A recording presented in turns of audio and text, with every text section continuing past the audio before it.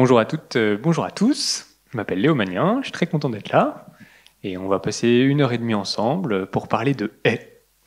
Et je vais essayer de vous raconter un petit peu ce que j'ai découvert sur le sujet en y consacrant ma thèse de sociologie et un livre qui vient de sortir, qui est né le même jour que la fille d'un ami. J'ai découvert ça récemment, donc le 29 août 2024. Donc il me tient au courant de l'avancée dans la vie de sa fille, donc c'est bien, moi je sais pour le livre, donc c'est bientôt 7 mois. Voilà, sinon j'aurais pas calculé. Et là vous avez une petite photo en guise d'apéritif ou de goûter. Il est 16h, mais d'apéritif pour la conférence, avec une commune, la commune des Haies. C'est une vraie commune, hein, c'est pas une photo générée par IA, dans le parc du Pilat, à quelques dizaines de kilomètres au sud de Lyon. Et il y a quelqu'un que je suis entré tout à l'heure dans la salle qui a reconnu la commune. Bravo à cette personne. Et ça nous dit déjà 2 choses avant d'entrer dans le vif du sujet. D'abord que les haies sont bien sûr un objet, un élément du paysage, une chose, mais que ça donne aussi son nom à de nombreux lieux et que ça irrigue la toponymie. Et d'ailleurs, il y a un géographe que j'aime beaucoup qui s'appelle Samuel Périchon qui avait travaillé sur ça, qui avait fait un article entier sur les toponymes qui renvoient aux haies et aux buissons et aux bocages. Et il y en a de très nombreux. Alors en plus, il s'était intéressé uniquement à la Bretagne, mais y compris, là vous le voyez, dans le département du Rhône. Et puis deuxième chose, ça renvoie à une actualité politique, parce que vous l'avez vu, le panneau est à l'envers. Et c'était lors du mouvement agricole, des mobilisations amorcées à l'automne 2023 maintenant, donc il y a 1 an et demi, et qui s'appelait, à l'initiative des jeunes agriculteurs, le syndicat du Sud-Ouest, On marche sur la tête. Et donc ils avaient retourné les panneaux pour dénoncer plusieurs choses, et notamment la bureaucratie. Et les haies avaient été un des emblèmes de ce poids administratif qui pèse sur les exploitations agricoles. On va en reparler. Donc là, je vais vous présenter le livre qui est à gauche, La vie sociale des haies, mais simplement pour que vous ayez un petit peu une idée de ce qui m'anime en tant que chercheur et mes objets sur lesquels je travaille. Donc il y a les haies, il y a aussi les polices de l'environnement. On a fait un tout petit livre avec Rémi Rouméas et Robin Bazier, et on continue de travailler sur ces sujets-là. Et on parlait à l'instant des mobilisations agricoles, ça ne vous a peut-être pas échappé, ça fait toujours partie de l'actualité politique. L'Office français de la biodiversité a été plusieurs fois la cible de mouvements agricoles, et encore récemment dans le département de la Manche, au passage qui est le plus bocager de France. Les jeunes agriculteurs ont fait une vidéo là, le 14 mars, où ils mettent en scène de manière humoristique, mettez des guillemets, le meurtre d'un agent de l'OFB. Et l'établissement vient de porter plainte. Et le troisième objet sur lequel je travaille, après les haies et les polices de l'environnement, sont les promesses climatiques autour de la séquestration du carbone dans les sols. Comment une partie du CO2 qui est dans l'atmosphère peut être transformée sous forme de biomasse, et en partie avec des bouts de racines et ce qu'on appelle des exsudats racinaires, peut s'intégrer au sol et y demeurer pour un temps plus ou moins long, de façon à compenser, entre guillemets, ce qu'on émet dans l'atmosphère avec la combustion d'énergie fossile. Et donc je travaille sur ces questions avec Antoine Doré notamment. On a travaillé sur les startups qui se créent sur ce sujet-là.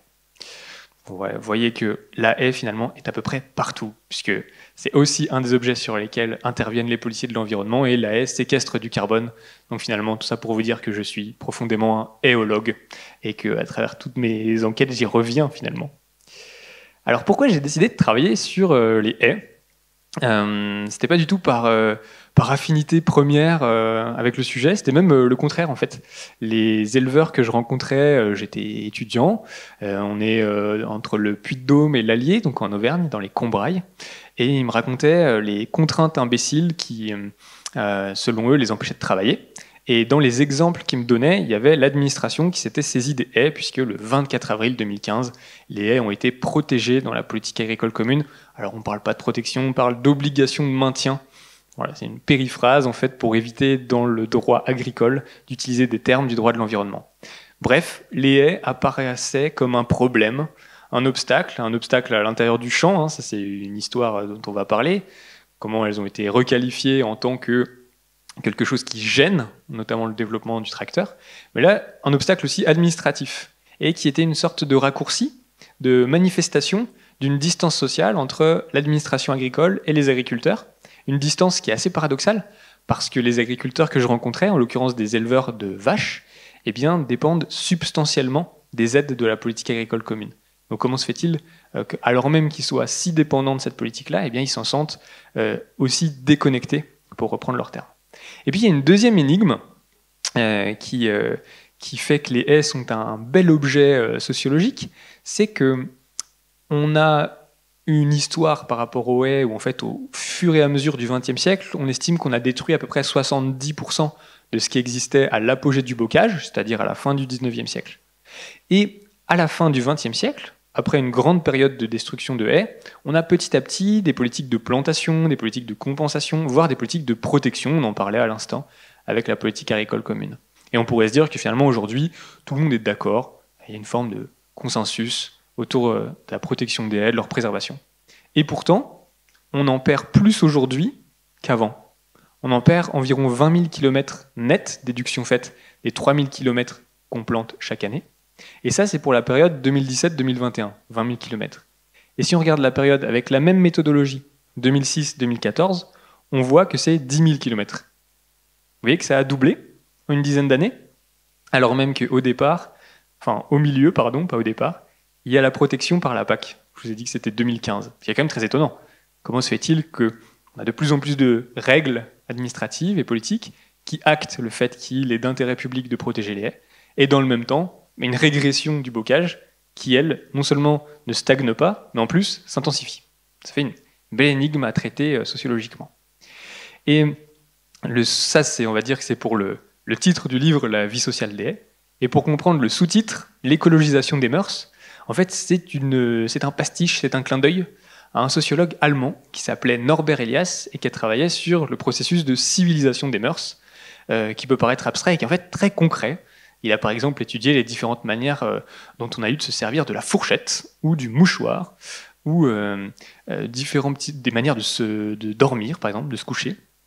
Et en analysant ces choses a priori ordinaires, anodines, insignifiantes, eh bien, il arrive à développer, à déplier un processus qui est celui de la civilisation des mœurs.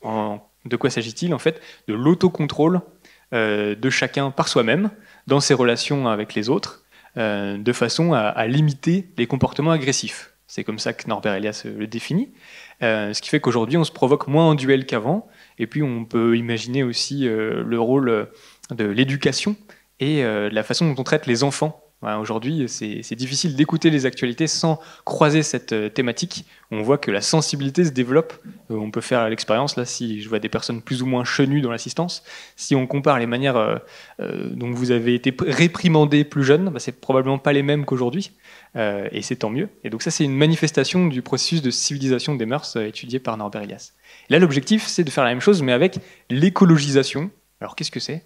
L'écologisation, c'est un terme au départ qui est réglementaire et qui définit l'introduction de critères environnementaux dans des politiques publiques qui ne sont pas environnementales, comme les transports, la culture, la santé, l'éducation, l'agriculture.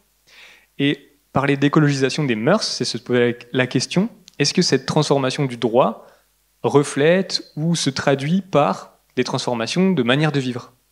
Les mœurs, c'est-à-dire les habitudes, les coutumes, les façons de faire. D'où l'idée de poser ces questions de sociologie au bocage, ce qui a priori pouvait sembler étonnant, mais j'espère que là ça vous semble limpide. Et pour réaliser ce travail, je me suis appuyé sur une enquête, donc l'enquête que j'ai menée en thèse, vous avez le détail derrière moi, et aussi sur un ensemble de lectures, parce que c'est bien d'être artisan et de faire des entretiens, des observations, des questionnaires, d'analyser soi-même des archives, c'est indispensable, mais il y a aussi beaucoup de choses qui ont été faites par des chercheuses, par des chercheurs avant moi, par d'autres types de producteurs de savoir. On peut penser aux romanciers, on peut penser aux multiples personnes qui ont écrit des manuels de plantation de haies et qui nous renseignent sur les différentes manières de les concevoir dans différentes sociétés et dans différents territoires.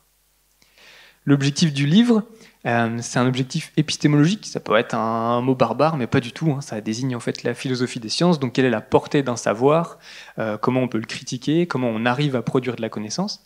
Et l'objectif, c'est de prendre un grand problème, comme je vous le disais, cette écologisation des mœurs, qui est nébuleuse, qui est surtout un discours aujourd'hui, pas forcément des pratiques ou des traductions dans des faits, et de l'aborder avec un petit objet.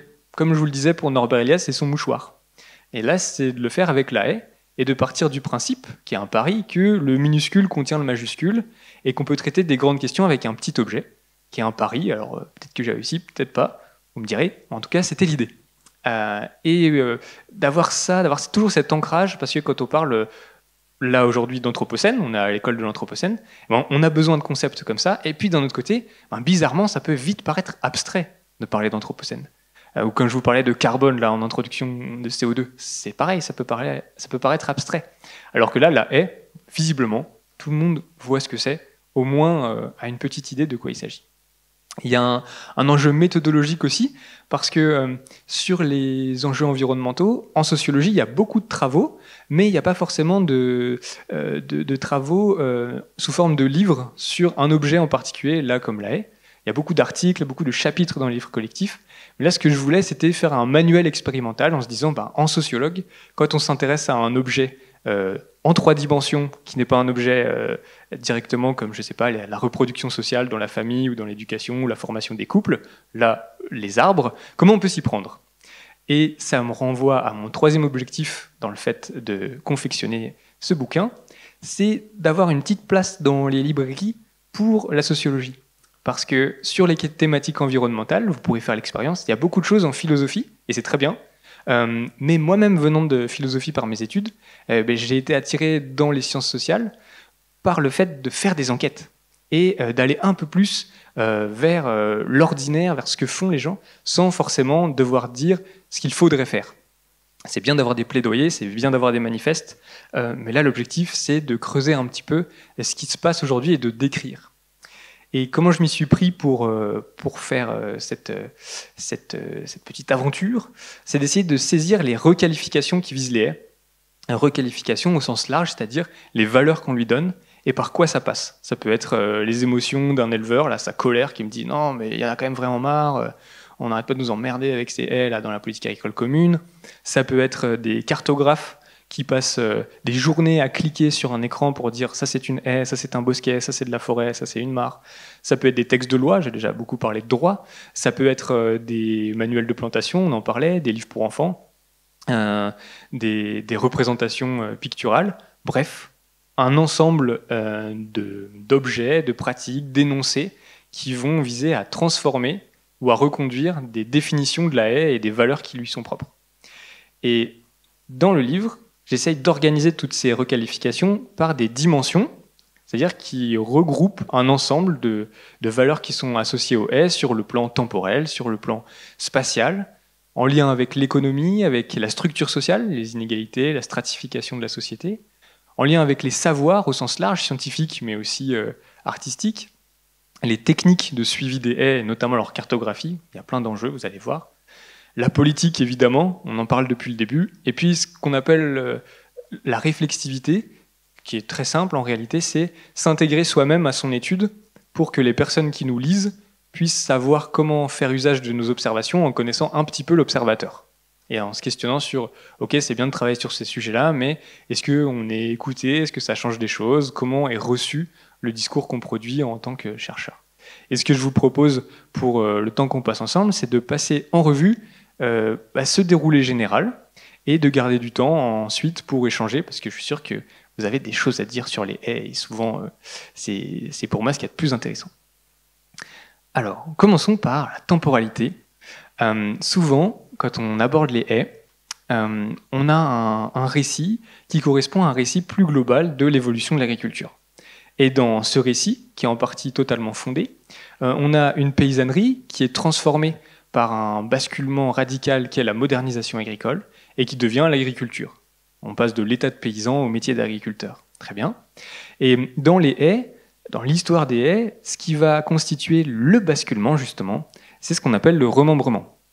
Le remembrement, Kesako, une opération d'aménagement foncier qui consiste à fusionner des parcelles entre elles pour plus facilement les travailler avec un tracteur et les regrouper aussi autour de l'exploitation agricole, de façon à faire moins de kilomètres pour aller d'une parcelle à l'autre. Et le remembrement est devenu l'emblème, quelque part, de la modernisation agricole. C'est au cœur d'une bande dessinée qui est sortie à l'automne, peut-être que vous l'avez vu passer, Champ de bataille, disent Nestlero et Léandre Mondard. Oui, je vois des pouces qui se lèvent et des têtes qui hochent. Et donc, dans cette BD fort intéressante que je recommande, on apprend beaucoup de choses sur l'histoire du remembrement. Et dans cette conception, eh bien, la nature et les paysans d'alors sont des victimes du remembrement. Et en plus, le remembrement, comme je vous l'ai dit, c'est une opération d'aménagement foncier et ça suppose une autorité étatique, administrative, qui est aussi ciblée par ces critiques-là, tant et si bien que quelqu'un d'aussi pointu que François Terrasson, qui a été un grand naturaliste au Muséum national d'histoire naturelle, décrit le remembrement, je cite, comme une guerre métaphysique. Vraiment une sorte de divorce entre l'homme et la nature, il parle même d'apartheid du végétal. Vous voyez ? Et là, vous avez une stèle, un monument national en hommage aux victimes, à la nature et les hommes, des remembrements qui est à Géfosse, dans la Manche. C'est intéressant, mais d'un autre côté, on peut questionner ce récit, non pas pour l'invalider, mais simplement pour préciser, l'approfondir. D'abord, le fait qu'avant, la haie aurait été choyée par les paysans, c'est pas forcément le cas. Si on va lire Marx, par exemple, dans le Capital, il nous apprend que dans les enclosures, c'est-à-dire l'appropriation de terres qui étaient auparavant communes, les haies jouent le rôle d'incorporation du sol au capital. Et ensuite, il est suivi, Marx, par un ensemble d'historiens qui vont dire la même chose que lui, en disant que les enclosures et les haies, elles ont permis un vol de propriété d'une classe par l'autre, des riches qui visent les plus pauvres. Donc on est loin d'une sorte de nature ordinaire, comme ça, commune, qui appartiendrait à tous. Et puis, il y a aussi d'autres personnes qui vont mettre en avant, d'autres chercheurs. Je pense à Julien Gracq, qui était aussi géographe par ailleurs, il s'appelle Louis Poirier dans La vie civile, et qui, dès les années 1930, dit « Le bocage est une forme de vie économique fossile qui mourra d'une transformation sociale ». Donc il y a bientôt 100 ans, et là on est bien avant le remembrement. On est bien avant le remembrement, si vous regardez ce graphique, que j'ai pas fait, que je dois à des collègues qui sont mentionnés en légende, et qui est absolument indispensable, parce qu'on voit bien que le pic de remembrement, c'est les années 60-70, ce qui est important parce que le remembrement, c'est une période donnée, et on voit que ça diminue ensuite, et on voit aussi que ça ne concerne pas uniquement l'agriculture, parce que dans les barrettes, ce qui est rouge là, c'est ce qui concerne la création d'autoroutes. Dire qu'en fait, ça ne concerne pas uniquement les agriculteurs, ça vous concerne toutes et tous dès lors que vous utilisez l'autoroute, les remembrements. Donc, les remembrements ont été, en effet, une cause d'accélération de la disparition des haies, mais ce n'est pas la grande cause du mal, parce que ça s'inscrit dans une histoire beaucoup plus large de tomber en désaffection des haies, parce qu'elles perdent au fur et à mesure leur fonction économique dans les foyers ruraux. On va y revenir avec le chapitre économie, ne vous inquiétez pas. Et si on fait le lien entre cette temporalité du remembrement et sa spatialité, qu'observe-t-on ? Eh bien que le remembrement n'est absolument pas un phénomène qui concerne toute la France, au sens strict de cet aménagement foncier diligenté par l'État. Vous voyez ici la carte des surfaces qui ont été concernées, qu'on doit au géographe Thibaut Preux, excellent, et qui a beaucoup travaillé sur ces questions-là. Vous voyez bien qu'il y a énormément d'endroits en France qui n'ont pas été remembrés, ce qui est important à dire, puisqu'on ne peut pas mettre un signe égal entre remembrement et industrialisation de l'agriculture s'il y a une bonne part de l'industrialisation de l'agriculture qui se fait hors du remembrement, et qui passe notamment par des arrangements amiables, par des transmissions d'exploitation, mais pas par une opération d'aménagement foncier qui est garantie par une autorité. Et vous voyez aussi que c'est relativement localisé, avec une séparation nord-sud.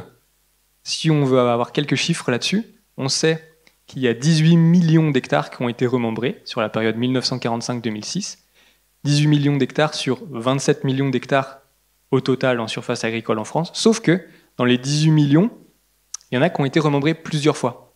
Il y a des cantons qui ont eu 3 remembrements, par exemple. Ce qui fait que ça veut dire qu'il y a nettement moins que la moitié de la surface agricole qui a été concernée par le remembrement.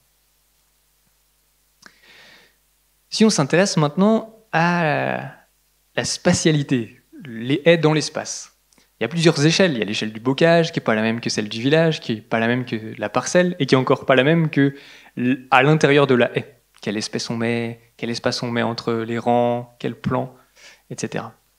Si on s'intéresse au mot de bocage, c'est un mot atypique, le mot de bocage. Et il n'existe pas dans les autres langues. C'est un mot français. Voilà. Il n'y a pas vraiment d'équivalent. Et donc, en anglais, par exemple, il n'y a pas vraiment d'équivalent. Et bocage, au départ, c'est un terme qui est à la fois poétique et savant. Bocage, ça veut dire petit bois, au départ. Donc vous le trouvez à l'ombre des frais bocage, par exemple. Ouais, vous êtes avec Ronsard, là. Et un terme savant aussi, pourquoi? Parce qu'il est défini très précisément, par Marc Bloch notamment. Alors Marc Bloch, historien rural en partie, et Marc Bloch définit le bocage comme un paysage enclos de prairies avec une structure sociale qui est un individualisme relatif. C'est-à-dire que contrairement aux open fields, aux zones de plaine, eh bien, il y a moins de travail en commun, en collectif, et qu'il y a plus un recentrage sur le foyer. Donc vous voyez qu'il y a une définition très précise, alors qu'aujourd'hui, bocage, on pourrait dire c'est dans le langage courant, mais on voit que non, c'est un vrai travail sur le terme. Et il y a beaucoup de travaux sur le bocage, notamment d'anthropologues dès les années 70. Là, je vous ai mis un grand classique de l'anthropologie de ces années-là. Sauf que quand on parle du bocage, on parle absolument pas des haies. Et ce qui est très étonnant pour moi, parce que je me suis dit, il y a plein de choses sur le bocage, donc je vais lire tout ça et je vais pouvoir synthétiser, ça va être formidable. En fait, non, là, ce qui compte quand on parle du bocage ici, en plus, vous avez vu, il y a une majuscule dans le sous-titre, c'est la sorcellerie. Et donc, c'est d'avoir une altérité à l'environnement moderne, et c'est réinvesti par une génération d'ethnologues qui souvent ont travaillé soit eux-mêmes, soit la génération les précédents, dans d'anciennes colonies françaises ou des pays, ce qu'on appelle le Sud global, et qui se rapatrient en quelque sorte sur des objets ruraux et hexagonaux. Ce qui est très bien, mais ces travaux ont eu un tel succès, notamment sur la sorcellerie, sur les pratiques religieuses, que le bocage est devenu en quelque sorte une cloche sous laquelle on a une campagne relativement folklorisée avec des pratiques d'un autre temps, vous voyez, un petit peu anti-moderne, qui subsisterait plus dans le bocage qu'ailleurs. Alors que si on chausse les lunettes de l'économie, de la sociologie, on voit que le bocage, c'est absolument pas mis sous cloche, et qu'au contraire, c'est un espace social à part entière, et un espace social qui est autant en mouvement que d'autres territoires le sont. Là, vous avez des photographies. À gauche, c'est les années 50-65. L'hygiène ne permet pas de savoir précisément l'année. Et puis à droite, 2016. Et si on regarde les lignes maintenant et puis les colonnes, en haut, vous avez la Limagne. Tout ça, c'est la même échelle. Hein. Vous pouvez regarder en haut à gauche et en haut à droite, il y a la route qui passe au milieu. Donc ça, vous voyez bien que c'est la même échelle. Les parcelles ont été considérablement agrandies. Il n'y avait pas beaucoup d'arbres, il y en a toujours très peu. Et puis, de l'autre côté, là, il y a les Combrailles, dont je vous parlais tout à l'heure. Puy-de-Dôme aussi, là. Et la Limagne, c'est la plaine la plus fertile d'Europe à côté de Clermont-Ferrand. Et là, on est juste à quelques dizaines de kilomètres à vol d'oiseau, et vous voyez que la taille des parcelles n'a pas évolué dans l'intervalle, et que les arbres sont toujours aussi présents. Et ce qui est très important, parce que... pourquoi je projette ces images? Parce que moi, j'étais dans le village là, que j'ai renommé Siouva, en bas, et eux, ils voulaient faire un remembrement. Alors depuis 2005, on appelle ça AFAF, aménagement foncier, agricole et forestier.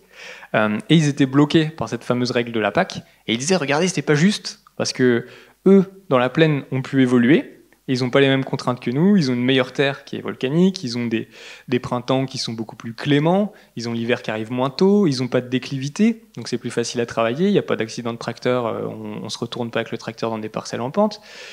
Et nous, on a conservé les haies, et là, on veut supprimer quelques haies pour avoir des parcelles plus grandes, plus faciles à travailler, et on nous l'interdit. C'est pas juste. Donc, important de se dire, bah oui, le bocage, c'est pas la campagne française en général. Hein, la Limagne, c'est pas moins rural que le bocage des Combrailles, et qu'il y a des histoires sociales, avec des désirs aussi, là, en l'occurrence économiques, qui se heurtent à ce paysage.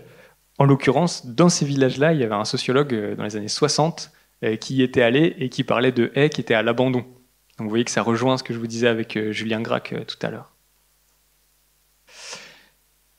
Un espace social en mouvement, là je vous ai mis deux cartes et on va bien comprendre ce mouvement, puisque si on regarde le paysage, sous ce paysage, on peut voir l'économie et le travail agricole. À gauche, vous avez la carte du bocage. Donc plus c'est bleu, plus c'est dense en termes de mailles de haies. Et puis à droite, vous avez la carte des OTEX. Alors les OTEX, c'est les types d'orientation technico-économique des exploitations agricoles. C'est la catégorie administrative. Ce qui compte, c'est que ce qui est vert sur la carte de droite, c'est l'élevage bovin et ruminant, un peu plus largement. Et vous voyez que si vous faites abstraction des zones de montagne, à peu près, les Pyrénées et les Alpes, eh bien vous voyez qu'il y a une coïncidence à peu près parfaite entre l'élevage ruminant, pâturant, et puis le bocage. Sauf que là où l'élevage disparaît, le bocage régresse aussi. Parce que ce qui recule avec les haies, c'est aussi les prairies, qui vont devenir des terres cultivées, labourables.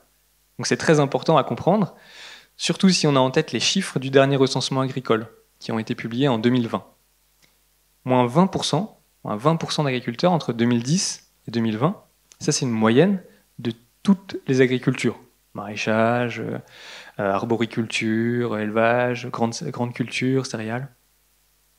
Si on regarde l'élevage, là, on est à moins 38%.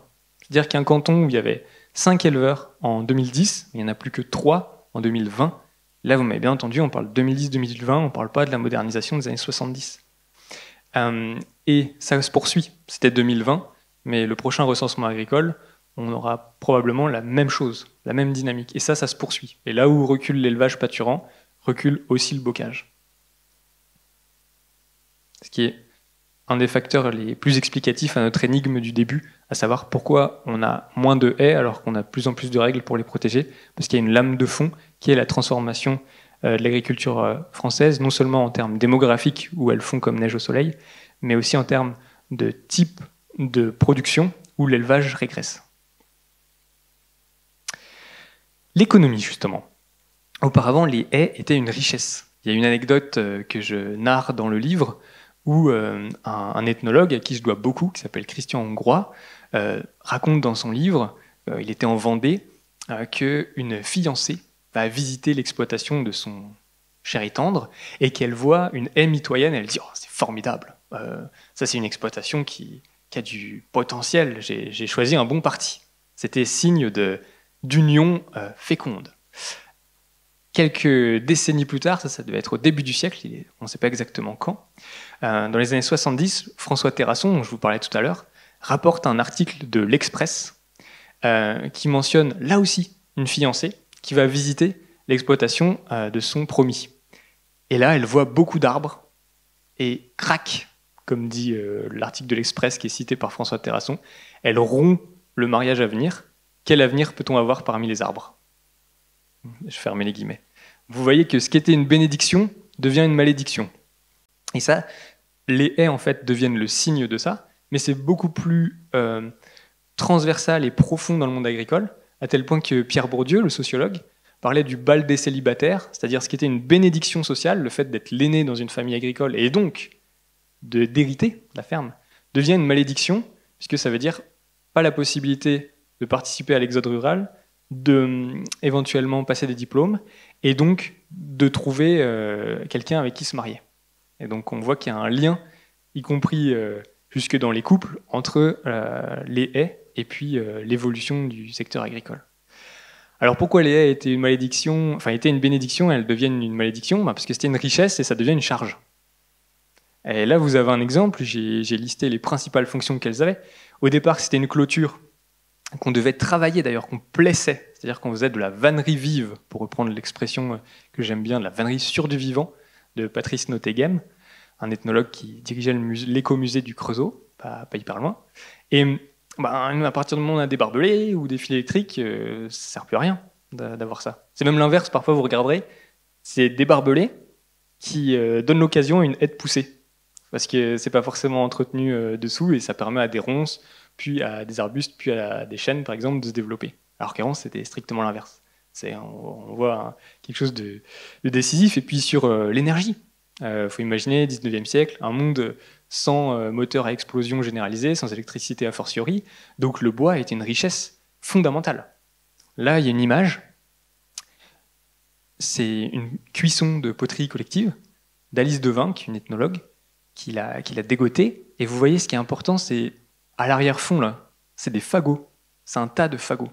Il faut imaginer la taille du tas.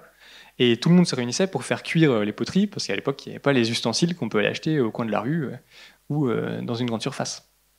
Ça permettait aussi de cuire le pain, idem, parce que les fagots, ça permet de faire monter très rapidement un four en température. Le bois matériau, bien sûr, aussi, pour les manches, les piquets, les meubles.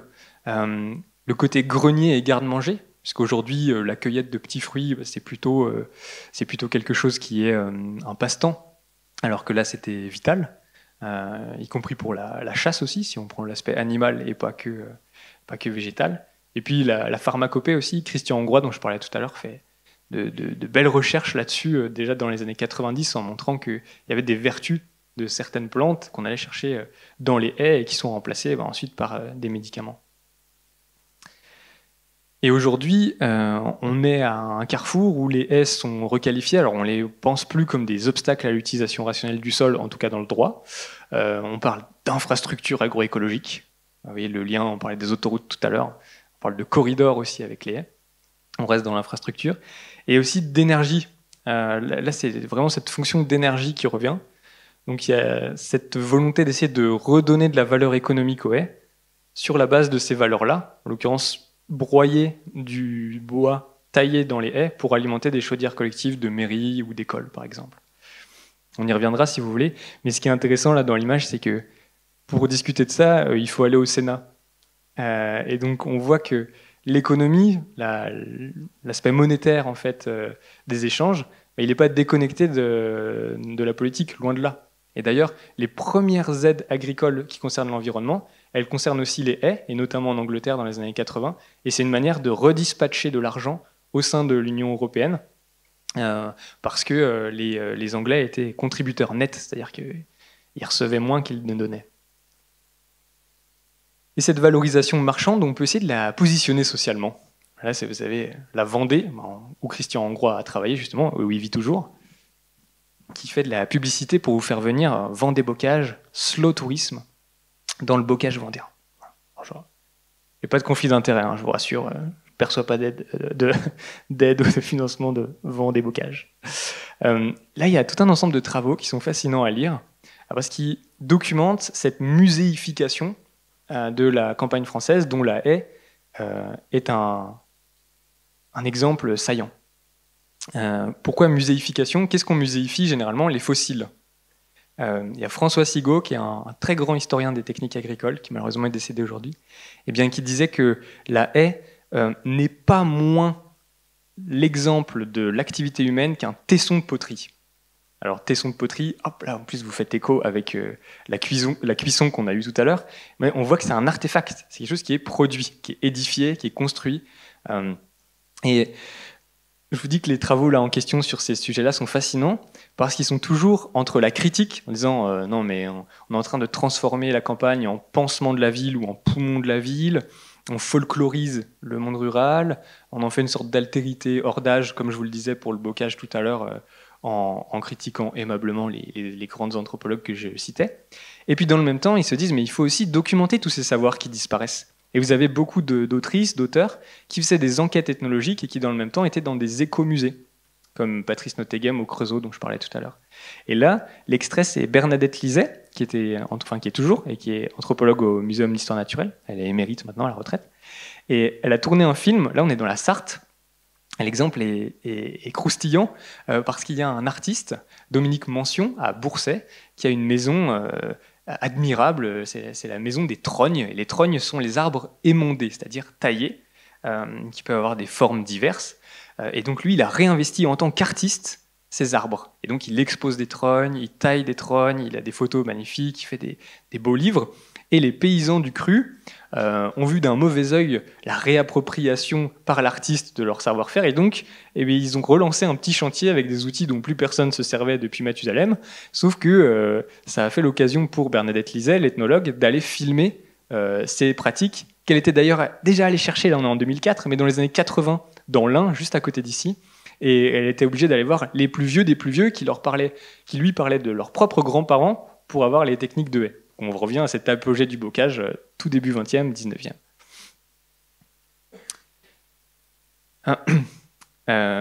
Sauf que c'est pas si simple que ça, et on a aussi des agriculteurs qui se saisissent de la haie pour l'aspect esthétique. Et là, on va se demander, mais j'en dirai plus ce soir, donc j'ai fait un teasing, je vous aurai pas la partie sur pourquoi, sur l'esthétique, mais on va se demander si cette esthétique-là, elle n'est pas liée justement au savoir sur la haie.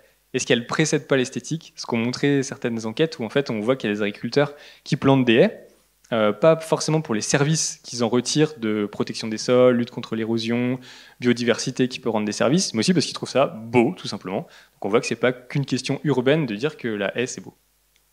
Et là, je vous ai mis Dominique Soltner. Alors, il y a peut-être des gens qui connaissent, il y a des gens qui étaient en lycée agricole ici. C'est un vrai best-seller. Là, vous voyez, on est en 95, c'est la 10e édition. La première édition, c'est au tout début des années 70. Et Soltner était un enseignant-chercheur à l'école d'agriculture d'Angers. Et il quitte son poste pour lancer sa propre maison d'édition. Et l'un des premiers livres qu'il fait, c'est L'arbre et la haie, qui est un grand classique. Et dans ce classique, il met en avant toutes les fonctions que je viens de donner, notamment brise-vent aussi, parce qu'une vache qui se met à l'ombre d'une haie, ça lui permet aussi de moins dépenser d'énergie pour survivre et donc produire mieux, ce qui intéresse un éleveur, et il y a une notion de bien-être animal aussi. Et lui, il part de tous ces avantages de la haie, des avantages agroécologiques avant l'heure, en fait, il n'utilise pas le terme, mais c'est ça, et il parle aussi des valeurs immatérielles de la haie. C'est-à-dire, justement, la beauté, lui, il parle du cadre de vie, et il faut se rappeler, peut-être que vous le savez déjà, mais que au début des années 70, on a la création du ministère de l'Environnement en France, et une de ses premières appellations, c'est le ministère de la qualité de vie. Qualité de la vie, exactement. Alors, les savoirs, justement. Si on regarde les choses de loin, en fait, tout ça est extrêmement optimiste, encourageant, et vous allez ressortir d'ici gonflé à bloc, puisque se développent des savoirs sur les haies, avec de multiples disciplines, l'écologie des paysages, l'entomologie, la science des insectes, la pédologie, la science des sols, l'hydrologie, et l'agronomie, bien sûr, évidemment, la géographie. Et au fur et à mesure que tous ces savoirs s'accumulent pour montrer les bienfaits de la haie, eh bien, on a aussi des politiques publiques qui viennent cranter dans le droit ces résultats. En 76, bel exemple, 76, première table ronde sur les haies, à Rennes. Rennes, c'est un peu la capitale des bocages. Vous avez toutes les disciplines que j'ai mentionnées, plus des informaticiens, rappelez-vous-en, parce qu'on va les recroiser. Et en même temps, vous avez la loi sur le paysage, et notamment qui introduit le fait qu'il y ait des personnes dans les remembrements qui prennent plus en charge la question de la nature. Alors, ils ne sont pas forcément écoutés, mais on a cette avancée. Et on arrive à l'image qui est à droite, là, l'agroforesterie. L'agroforesterie, c'est un bon exemple de ça. L'agroforesterie, c'est à la fois une pratique agricole qui consiste à lier l'arbre et la production agricole. Donc, par exemple, mettre des noyers au milieu d'un champ de blé. Ça pose plein de questions de réglage, parce qu'il ne faut pas que ça fasse trop d'ombre, mais d'un autre côté, c'est bien, notamment avec le réchauffement climatique, d'avoir de l'ombre. Ça permet d'avoir des productions différentes, etc. Mais plus globalement, le bocage, c'est aussi une forme d'agroforesterie traditionnelle. Donc pratique agricole. Deuxième sens de l'agroforesterie, c'est un champ de recherche avec des agronomes, des écologues qui se disent est-ce qu'on peut produire plus ou moins, etc. Et puis troisièmement, c'est une politique publique. Et là, on a un bon exemple, puisque c'est Stéphane Le Foll qui lance un plan pour l'agroforesterie. Stéphane Le Foll, qui est le recordman du ministère de l'Agriculture, il a fait 5 ans. C'est plus qu'Edgar Pisani dans les années 60 qui avait fait les lois de modernisation agricole. Et il lance un plan d'agroforesterie où vous pourriez voir que, eh bien oui, on a une synthèse un peu parfaite entre les savoirs et le pouvoir, c'est-à-dire la manière de transformer ce qu'on fait de ces arbres. Sauf que, si on s'intéresse à la protection des haies, là, que j'ai étudiée avec une pince à épiler dans ma thèse, à savoir la politique agricole commune et l'obligation de maintien là, en 2015, on se rend compte que c'est pas du tout ça qui s'est passé. Ça n'a pas été un sens de l'histoire, pas du tout. Alors, je suis obligé de raccourcir un peu, parce que je vais vous parler aussi des autres chapitres qui viennent, mais ça a été une décision prise au dernier moment, dans des conditions assez urgentes, où la France avait dû faire face à une amende d'1 milliard d'euros. 1 milliard d'euros, parce que la cartographie des surfaces agricoles, à partir de laquelle on donne les aides aux agriculteurs, avait été estimée comme pas assez précise par la Commission européenne. Et donc, sur plusieurs années, ça faisait, en 2013, boum, 1 milliard à payer par l'État, sans aide de l'Union européenne, et donc par l'État, les contribuables que vous êtes si vous contribuez par l'impôt à ce moment-là. Et donc là, le ministère se dit, on va retirer les haies de la surface payée. Comme ça, on va économiser un peu, et puis on refond notre cartographie et les règles de la cartographie pour se mettre en conformité avec ce qu'exige de nous la Commission européenne. Sauf que face à ça, les syndicats agricoles, tous confondus, et les professionnels du bocage, des techniciens, des chambres d'agriculture, d'associations, de fédérations de chasseurs, de collectivités, on dit mais ne faites pas ça, monsieur le ministre, parce que alors là, ça fait moins d'aide pour les agriculteurs, donc nous, en tant que syndicat, on n'aime pas ça. Et du côté des professionnels du bocage, vous comprenez, les agriculteurs vont être tentés peut-être de supprimer des haies pour gagner l'espace qui va avec, et donc les aides. Donc, Stéphane Le Foll fait volte-face le 1er décembre 2014, exactement, le jour où il lance la première journée nationale d'agroforesterie. Il dit que ça aurait été quand même dommage de lancer un plan pour l'agroforesterie et dans le même temps, pour des raisons de variables d'ajustement budgétaire, de décréter quelque chose qui pourrait conduire à faire disparaître encore plus de haies. Et il choisit de les protéger. Et là, l'alliance que je viens de vous décrire entre syndicats et professionnels du bocage se sépare, avec les syndicats, sauf la Confédération paysanne, qui disent qu'il faut une définition de la haie qui soit la plus restrictive possible, de manière à ce que ce soit le moins contraignant possible. Et de l'autre côté, les professionnels du bocage qui disent non, il faut que la haie soit une définition la plus large possible pour embrasser toutes les formes de paysage qu'il y a en France. Et ça donne ce que vous avez là, donc ça je suis allé chercher dans les archives. À gauche, vous avez des images de ces techniciens agroforestiers qui disent voilà, ça c'est une haie de CP d'arbres et d'arbustes, après sélection et recépage, photo. Et après, de la réunion au ministère avec tous les acteurs concernés, vous avez le ministère qui dit c'est une haie. Voilà. Et puis en bas, vous avez haie de futaie, et le ministère qui dit ce n'est pas une haie. Alors là, on pourrait passer longtemps pour... Alors, à votre avis, quelle est la différence? La différence, c'est la strate arbustive continue. Si vous avez des buissons entre les arbres, c'est une haie. Si vous n'en avez pas, ce sont des arbres alignés. Dans les deux cas, ça reste payé. Par contre, les arbres alignés ne sont pas protégés, ce qui permet de faire un compromis et aussi un contournement de la règle. On va y revenir. Ce qu'il faut retenir, en tout cas, c'est que la définition de la haie, elle ne va pas de soi et que souvent, on se dit « Ah, il y a des luttes autour de l'environnement, des rapports de force pour définir les choses. » Oui, mais y compris les arbres et ce que c'est qu'une haie. Et j'ai mis ça dans le chapitre savoir parce que les sciences n'ont pas été mobilisées là sur ce coup-là pour dire oui alors quelle est la vraie haie, parce qu'il y a plein de définitions disponibles et en l'occurrence c'est bien des rapports de force politiques et un contexte d'urgence dans la négociation qui a fait que le ministère a un peu coupé la poire en deux en faisant une définition qui est toujours en vigueur aujourd'hui. Et cette définition, il faut la mettre en pratique ensuite. On dit alors les haies vont être concernées par cette obligation de maintien, d'accord, mais comment on s'assure qu'une haie qui était là en 2015 est toujours là en 2021? Il faut avoir des cartographies pour faire ça. Et alors la cartographie, en l'occurrence, s'appelle le RPG, c'est son petit nom, le registre parcellaire graphique. Donc vous avez un extrait là. Et tous les agriculteurs qui perçoivent des aides de la PAC, tous les ans, doivent faire une sorte de déclaration d'impôt inversée et géographique, où ils déclarent bah, ça c'est PTR, c'est prairie temporaire. Ah bah voilà, ça c'est ma parcelle.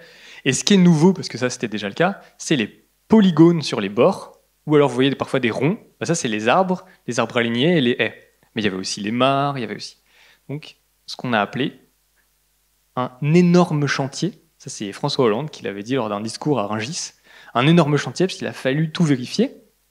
Et là vous vous dites peut-être, oui mais aujourd'hui avec les moyens informatiques qu'on a, c'est pas grand-chose de faire ça. On a ChatGPT, on pouvait peut-être bien faire ça quand même à l'époque.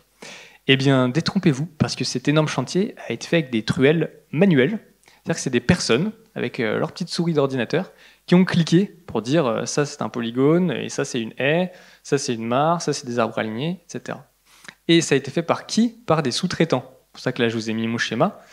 Ce qui nous intéresse là, déjà c'est le temps, de voir qu'il s'est passé 3 ans.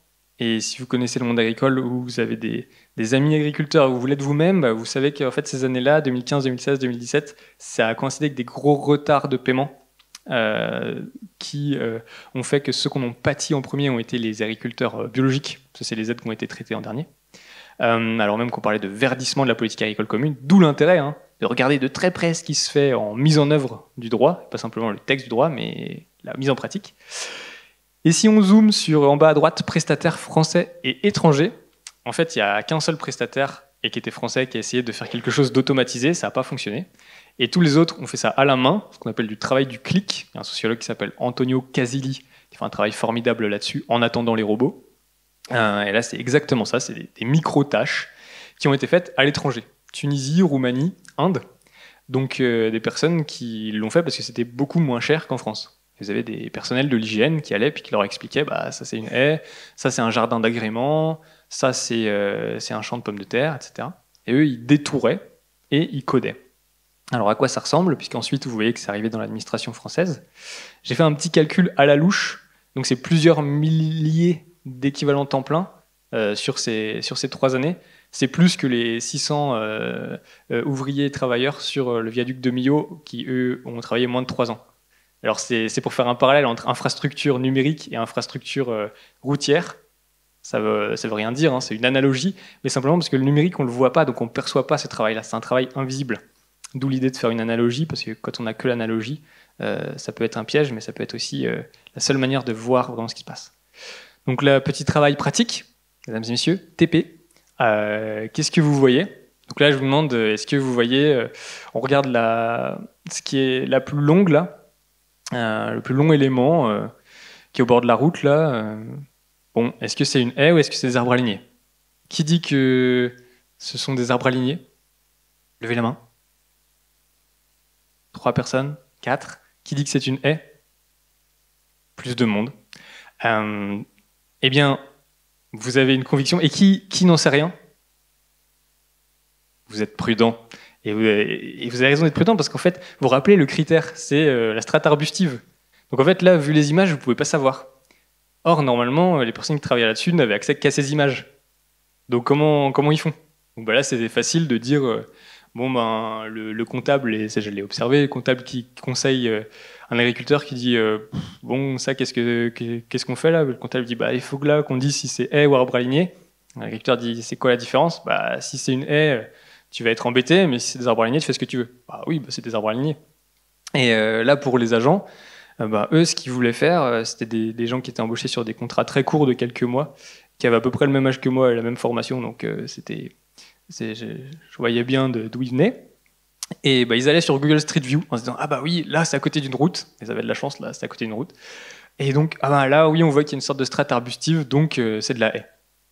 Mais vous voyez que les outils ne sont pas adéquats à la définition. Et donc déjà la définition permet de dire c'est une haie, c'est pas une haie, mais en plus l'outil informatique qui est censé garantir une sorte d'exhaustivité, voire d'automaticité. Je vous ai pas fait toute l'histoire de la cartographie, mais comme je vous le disais, dès 1976, il y a des informaticiens spécialistes de télédétection, donc connaissance des choses à distance via les satellites ou les photos aériennes, qui disaient bientôt on pourra automatiser tout ça. Non, ça a été fait à la main. Politique. Alors la politique est partout, mais j'en ai fait un chapitre à part entière pour parler de diplomatie agroécologique. Alors c'était avant les mobilisations agricoles. J'ai développé ce concept qui était déjà dans ma thèse, moi j'ai soutenu en 2021, mais c'est plus que jamais d'actualité. Là vous avez un article de la Marne agricole, le MEDEF plante des haies pour compenser un bilan carbone. Alors, j'ai un ami qui m'a dit, après avoir lu le livre, salaud, tu nous fais la promotion un peu de la haie, et puis on arrive au 7e chapitre et tu nous dis, mais en fait, est-ce que c'est pas la caution verte greenwashing pour un productivisme qui se poursuit? Mais c'est un argument qui est vraiment important à prendre en compte. Pourquoi? Parce qu'il y a une forme de consensus autour de la haie. Moi, quand j'écrivais, il y avait Elise Moon l'année dernière là, qui passait sur France Inter et qui disait venez planter des haies. Ou alors il y avait une petite fille qui se pressait d'aller à l'école et sa mère disait mais où vas-tu ma chérie? Elle disait mais je vais planter des haies avec des agriculteurs. Il y a un côté extrêmement consensuel. Et si vous regardez la presse quotidienne régionale, il y a très régulièrement des articles avec les écoliers de telle école plantent une haie, etc. Donc voilà, tout le monde se réunit autour de ça. Et de l'autre côté, des fortes tensions. Alors, on va déjà analyser pourquoi les gens se réunissent autour de ça. Quand vous plantez une haie, vous faites quelque chose de positif. Vous dites pas arrêtez de prendre l'avion, mangez moins de viande, surveillez votre empreinte carbone. Vous voyez, c'est pas de la sobriété, c'est vous faites quelque chose en plus.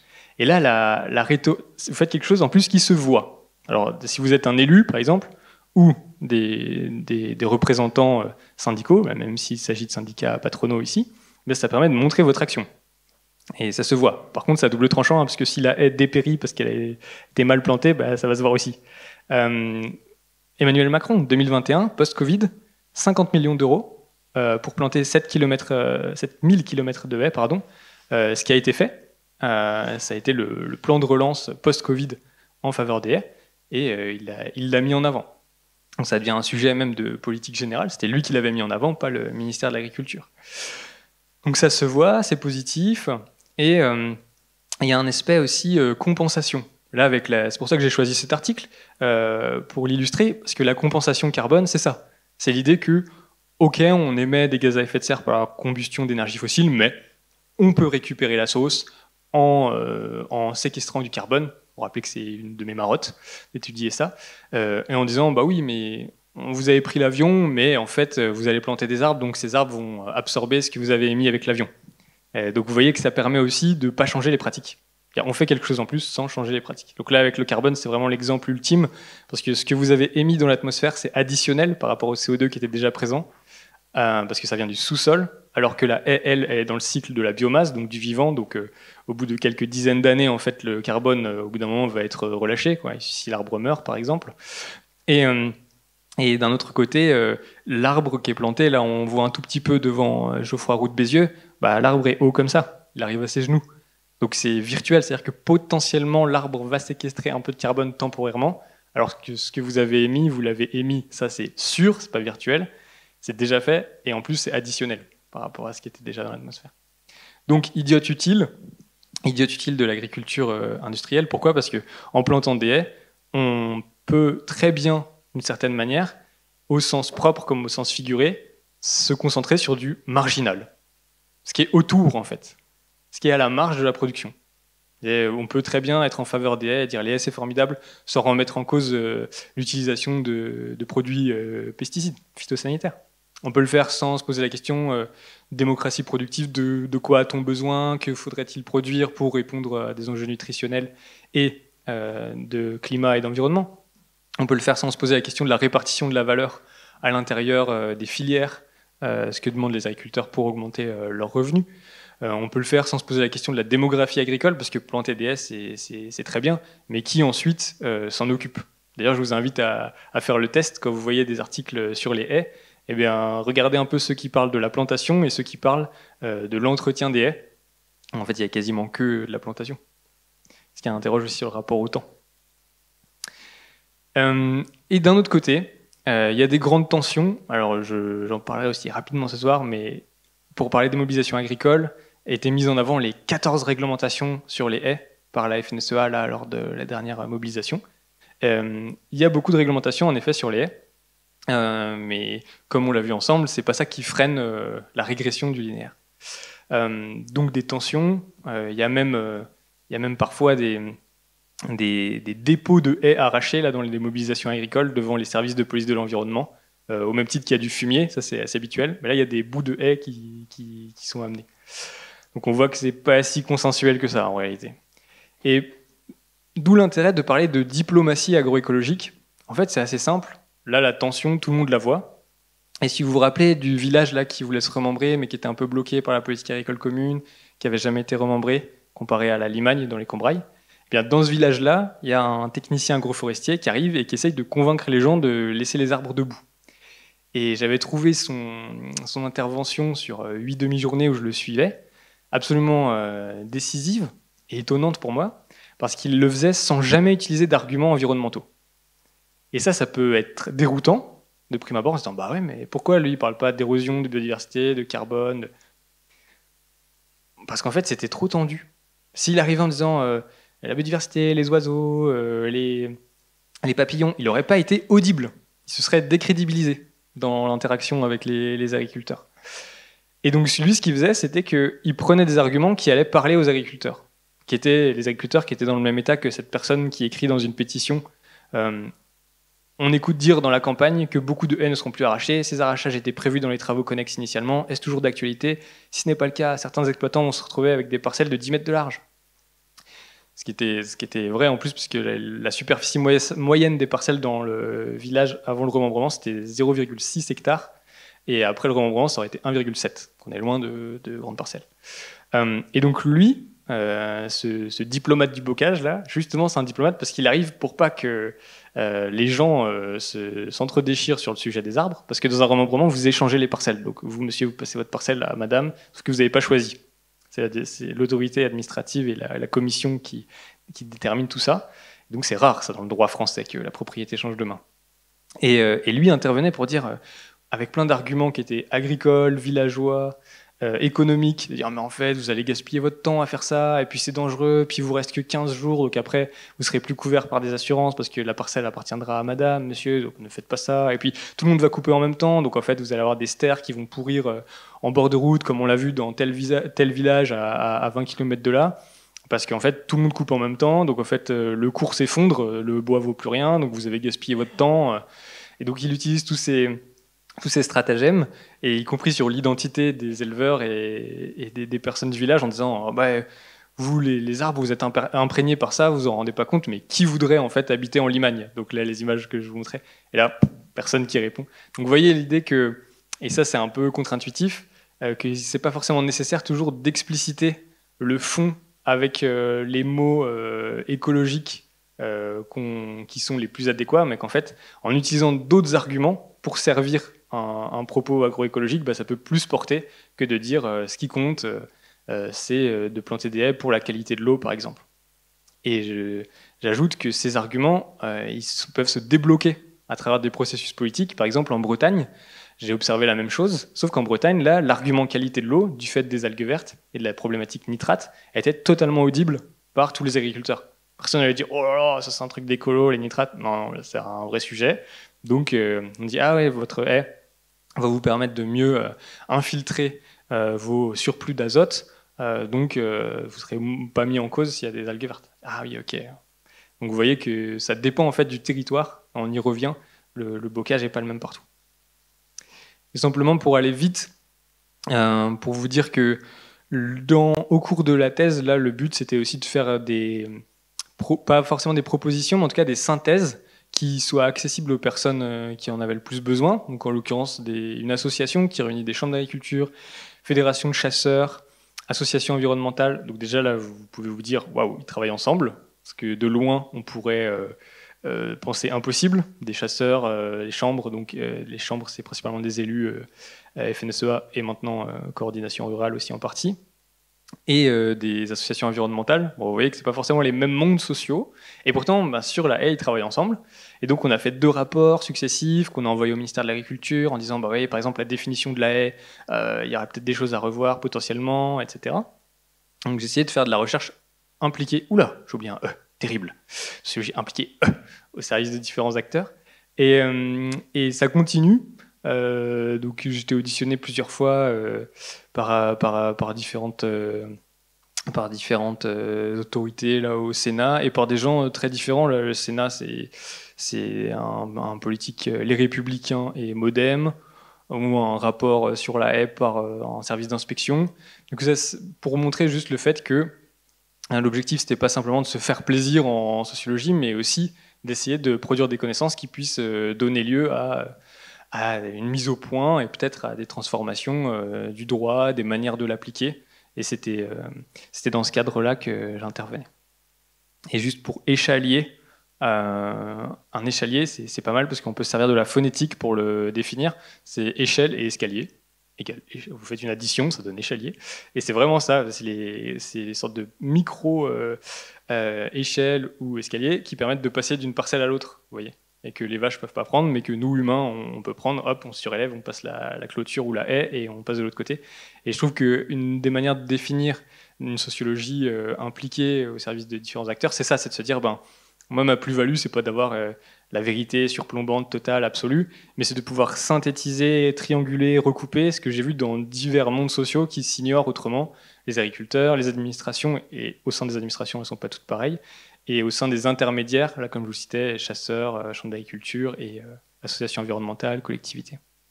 Et donc de synthétiser tout ça et de le donner à voir à ces différents acteurs et à un public plus large.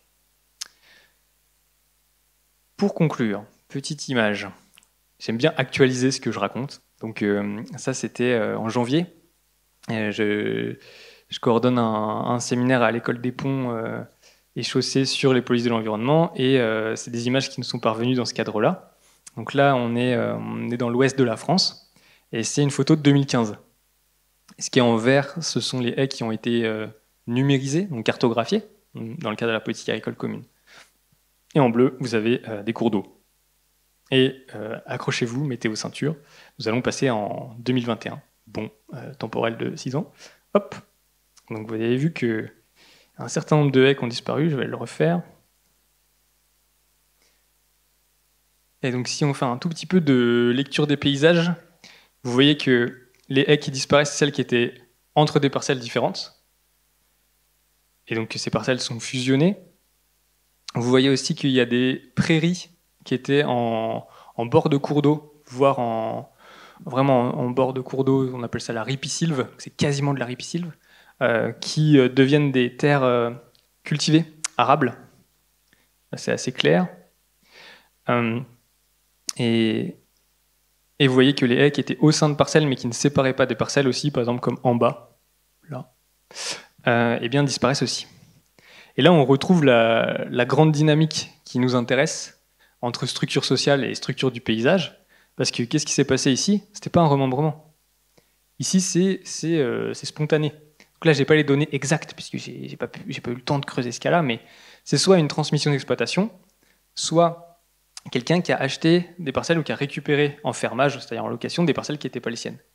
Et ça, c'est la cause principale aujourd'hui. En tout cas, c'est la circonstance, c'est l'opportunité qui mène à la destruction de haies. Ce qu'on peut envisager, parce que par exemple, les haies là, on voit que c'est des haies relictuelles pour certaines. Si on regarde vraiment précisément, j'ai pas de pointeur, mais si vous regardez là, dans les haies qui disparaissent, qui sont au centre, légèrement à droite, bah, on voit qu'il y avait déjà une sorte de couloir coupé là, et qu'en fait il y avait probablement une parcelle qui était bien délimitée, et ensuite elle l'est plus. Idem, les haies qui coupent en haut à gauche là un peu, mais pas totalement, pareil. Donc on voit qu'avec ça en tracteur, ça oblige à faire plein de petits détours. Et donc là, on se dit, bon, ben, on simplifie, je vais passer moins de temps dans le tracteur, je vais gagner du temps. Et ça renvoie à ce grand mouvement démographique de fond dont on parlait tout à l'heure, avec moins 38% d'éleveurs entre 2010 et 2020. C'est la première fois depuis l'histoire des recensements agricoles que les éleveurs de bovins passent en deuxième position après les grandes cultures. Puisque la démarche, c'est souvent ça, vous faites par exemple du lait, ensuite vous passez à la viande de vache, puis polyculture, et puis de fil en aiguille, cette polyculture prend de plus en plus de place, et quand vous cédez l'exploitation, eh bien, la personne ne reprend pas les vaches. Ça, c'est vraiment ce qui se passe le plus, et ça renvoie aussi à des conditions de travail, puisqu'évidemment l'élevage, c'est beaucoup plus contraignant que les grandes cultures.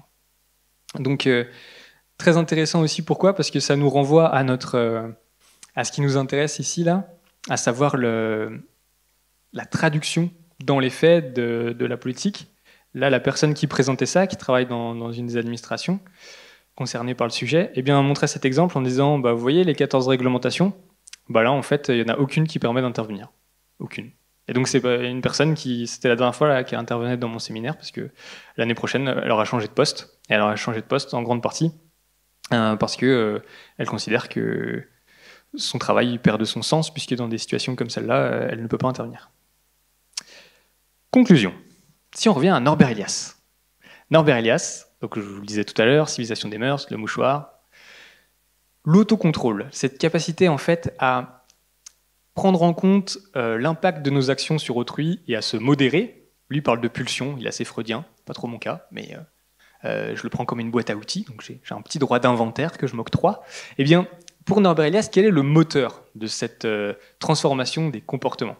C'est pas une bonté interne au genre humain qui serait ah bah oui, bah historiquement, voilà, c'est comme ça. Il y a un sens de l'histoire dans l'espèce humaine. On va vers plus de respect interpersonnel. C'est pas du tout ça. C'est pas ça. Pour Norbert Elias, le moteur, quel est-il? C'est la forme de la société, la structure sociale. Ah, vous pouvez dire ouais, qu'est-ce que ça veut dire? En fait, c'est très simple. Et quand on y pense, mais c'est limpide. Norbert Elias montre que, au fur et à mesure du temps, dans la société occidentale, il y a une division du travail qui s'accroît. On va difficilement être en désaccord avec lui. Ça se voit, hein, le recul du secteur primaire, par exemple, c'est limpide. Et donc, il y a de plus en plus de métiers différents, de fonctions sociales différentes des uns des autres, des unes des autres, et on se rend compte qu'on dépend tout un chacun d'un nombre incommensurable d'autres personnes pour subvenir à nos besoins vitaux. Et plus si affinité, loisirs, déplacements, transport, mais aussi nourriture, santé, habillement, logement. Bah, pour tout ça, on dépend des autres. Et donc, puisque la structure sociale fait qu'on est de plus en plus interdépendants les uns des autres, eh bien, il y a un mouvement qui n'est pas conscient, qui n'est pas thématisé, qui passe par des rouages de « ah tiens, ceux qui sont un peu plus riches que moi font comme ça, donc je vais les imiter », de distinction sociale, font qu'on se transmet de génération en génération des choses qui changent de génération en génération, qui se transforment un peu, et qui font que, par exemple, sur les enfants, on a moins de violence qu'avant, ou alors, si on a des violences, ça devient un sujet et un problème public, là où avant, c'était la norme. Et donc c'est très convaincant dans le processus de civilisation des mœurs. C'est la division du travail, l'interdépendance qui fait le moteur de ce processus. Sauf que dans l'écologisation, on est peut-être amené à voir que là aussi, la division du travail a un rôle central, mais qu'il est peut-être inverse. Ou que dans tous les cas, on touche à sa limite. Pourquoi je dis ça? Vous avez en tête la disparition des éleveurs que j'ai évoqués. Si on réinstalle les éleveurs dans le monde agricole, et le monde agricole dans la société française, les agriculteurs en tant qu'exploitants, c'est moins de 2% de la population. Et encore, là, je ne parle que de la population active. Donc, c'est vraiment peau de chagrin. Et toute petite partie, ce tout petit groupe social, eh bien, est chargé d'entretenir, de travailler 52% du territoire national, 27 millions d'hectares, c'est pas rien. Et en plus, avec différentes missions. Ces missions, vous les connaissez, c'est produire de la nourriture, on parle de souveraineté alimentaire dans le titre du ministère de l'Agriculture aujourd'hui, produire plus qu'il en faudrait uniquement pour la France pour continuer d'exporter et jouer un rôle dans la lutte pour l'hégémonie mondiale. Ça fait vraiment partie des priorités des missions de l'agriculture reconnues politiquement par les gouvernements successifs. On peut le critiquer, mais ça fait toujours partie des missions. Et troisièmement, une mission massive et qui est double, c'est préserver et améliorer l'environnement. C'est la charte 2, l'article 2 de la charte de l'environnement. Toute personne a le devoir de prendre part à la préservation et à l'amélioration de l'environnement. Là, je vous dis ça, vous avez peut-être l'impression que c'est Greenpeace qui l'a dit, ou France Nature Environnement. Bah non, c'est Jacques Chirac, 2005. Et c'est dans le socle constitutionnel. Donc vous voyez que ces missions, elles sont absolument immenses, et elles nous concernent toutes et tous, et pourtant elles reposent sur un groupe social qui est extrêmement restreint, qui l'est de plus en plus. Et à mesure que ces prérogatives s'accroissent, eh bien, ce groupe diminue. Et donc, si on veut parler d'écologisation, là on parle des haies, mais ce sera valable pour d'autres sujets, eh bien, il ne suffit pas de se dire qu'est-ce qu'on peut mettre en place en termes de politique publique, en termes de ressorts économiques, en termes de transformation des imaginaires pour faire en sorte que les haies cessent de disparaître. Il faut aussi questionner l'architecture profonde de nos sociétés et le mouvement de cette architecture, ce qui revient en fait à une question qu'on se pose toutes et tous à un moment donné, c'est-à-dire qu'est-ce que je veux faire? Quelle est la place que je veux donner à mon activité au sein de cet agglomérat humain?